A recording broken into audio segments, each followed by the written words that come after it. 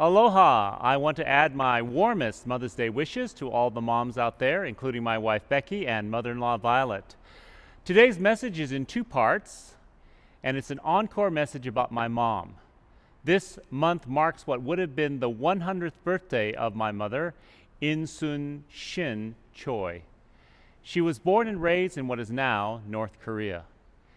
In a story I'll share in the future, she went to seminary in Japan, where she met my dad. They got married, had 2 daughters, and during the Korean War, literally struggled to stay alive while my father made it to America as a student and prepared to bring the family to the United States. It took 9 long years, but my family was finally united. I came along a couple of years later, and the family settled in Los Angeles, California. Mom did not pursue ordination, but was a dedicated church worker, and she and my dad were a true ministry team, including and especially at the church in Los Angeles, where my father was pastor for 28 years, and I grew up from birth to 23.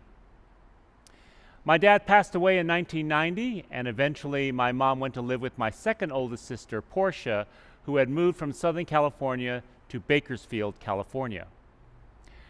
Around 1997 or so, however, Mom seemed to change a bit. She got quieter, didn't want to go places. After moving to Hawaii, I would visit her in Bakersfield from time to time, and she would start acting funny.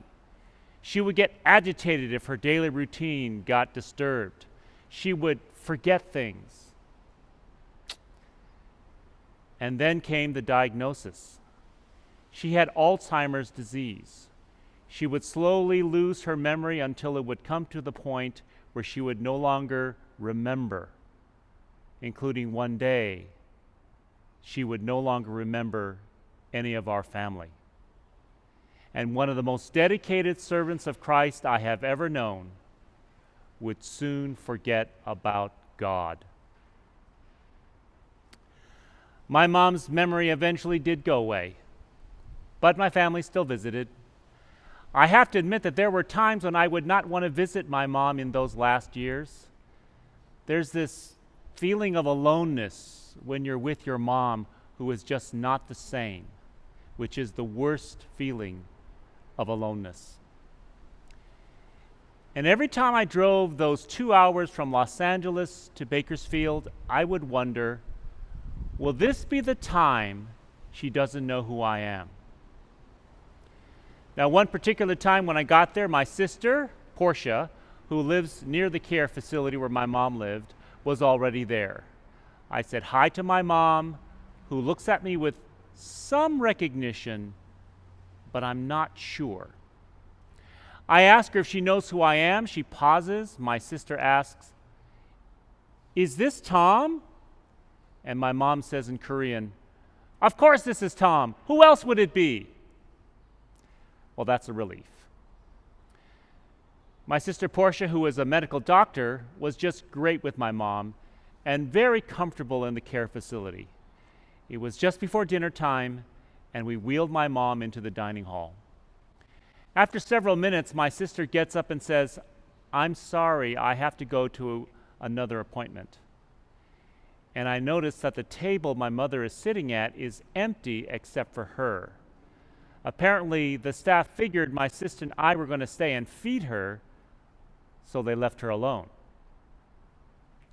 They had already put her meal in front of her, some cut-up chicken, corn and green beans, a slice of whole wheat bread, yellow cake, a cup of milk, and 2 kinds of juice.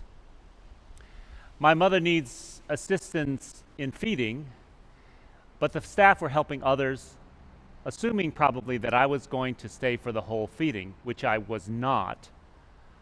But I decided to stay there and feed her, and I said some things to make conversation, and she was responsive to most things.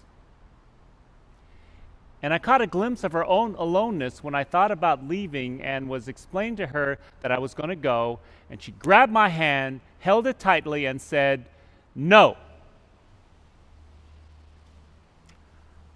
I decided to stay.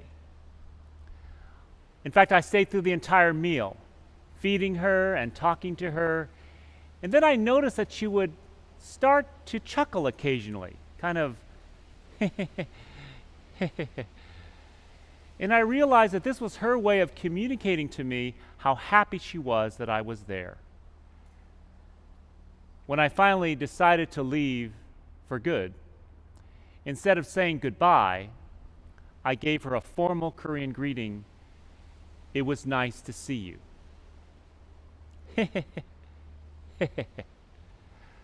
And then I said, I love you, Mom.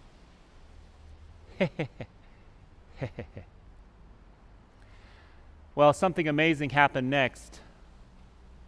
As I was feeding her and I became more comfortable with being with her, I noticed toward the end of the meal that all that was left was a little bit of the cake, the slice of wheat bread, and the juice. I smelled the juice, and yes, it was grape juice. It reminded me of something, so I sat down to stay a little longer, and I broke off a piece of the bread. I dipped it in the cup, and I said to my mother, the body and blood of Jesus Christ, broken and shed for you, Mom. And I fed her. And then I took another piece. I dipped it in the cup and I served it to myself and said, the body and blood of Jesus Christ, broken and shed for me.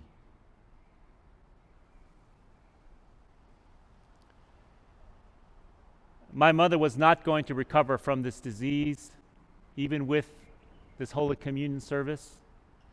And her memory would continue to fade until it was gone. But for as long as my memory lasts, I will remember that once, alone with my ailing mother, I shared an accidental communion service with her, and I discovered more powerfully than at any other formal communion service that you and I are never utterly alone, that God notices and loves us with a love beyond what we can imagine. Now, this story has another part, and I'll talk about that in just a bit.